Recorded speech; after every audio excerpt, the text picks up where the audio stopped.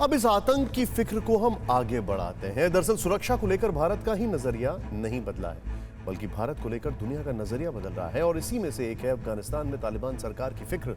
अब से कुछ देर पहले ब्रिक्स देशों के 13वें शिखर सम्मेलन जो हुआ है उसमें संपन्न हुआ है, जिसकी अध्यक्षता भारत के प्रधानमंत्री नरेंद्र मोदी जी ने। इस सम्मेलन में जो मुख्य बातें निकली वो ये हैं, अब जरा ध्यान से देखिएगा। पहली बात यह है कि तालिबान के खिलाफ लड़ाई की चाबी भारत के हाथ आती दिख रही है और अफगानिस्तान में अमन लाने के लिए भारत महत्वपूर्ण भूमिका निभा सकता है। अफगानिस्तान को लेकर चीन और पाकिस्तान और रूस की जो तिकड़ी बन रही है उसमें से रूस अलग होता नजर आ रहा है और भारत रूस का एक प्लेटफॉर्म पर आने लगे हैं। तीसरी महत्वपूर्ण बात यह है कि चीन और पाकिस्तान के चेहरे से नकाब उतर गया है और इन दोनों ही देशों को दुनिया अलग थलग करती नजर आ रही है। इस साल ब्रिक्स ने कई फर्स्ट हासिल किए, यानी कई चीजें पहली बार हुई।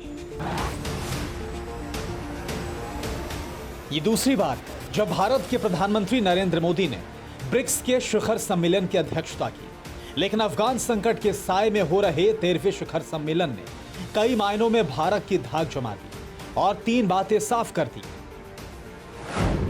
पहली, अफगान संकट को लेकर भारत अब केंद्र में है। दूसरी, अमेरिका से नजदीकी को लेकर नाराज रहा रूस अब साथ खड़ा है। तीसरी, अफगान संकट में चीन पाक की चाल दुनिया समझ गई है। ओपनिंग रिमार्क में ही पीएम ने ब्रिक्स देशों को काउंटर टेररिज्म एक्शन प्लान की याद दिलाई। इस एक्शन प्लान को आगे बढ़ाने की जरूरत बताई और आह्वान किया कि आतंकवाद से लड़ने के लिए ब्रिक्स देशों का साझा संसाधन इस्तेमाल हो।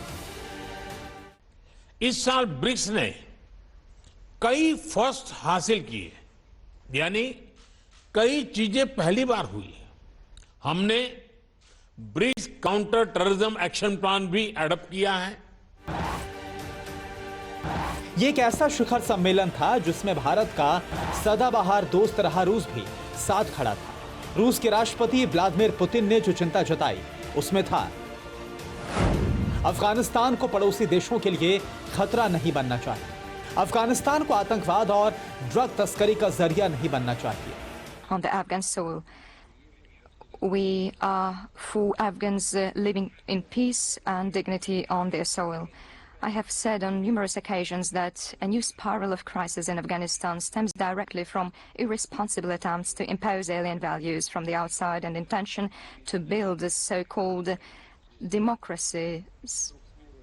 democratic structures.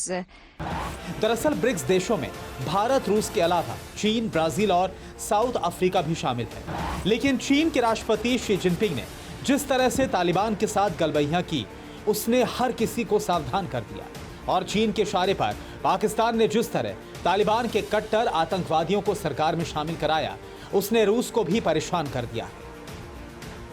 और यही वजह है कि अफगान संकट को लेकर अब तक भारत को अलग थलग करता आ रहा रूस अब भारत के साथ खड़ा नजर आ रहा है और चीन की गोलमोल बातों से सबका भरोसा उठने लगा है।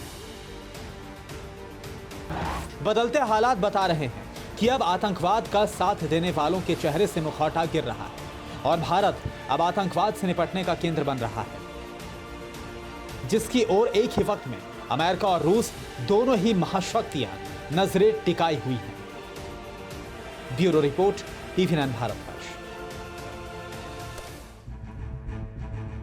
परवाह देश की, सोमवार से शुक्रवार रात 10 बजे TV9 भारतवर्ष पर।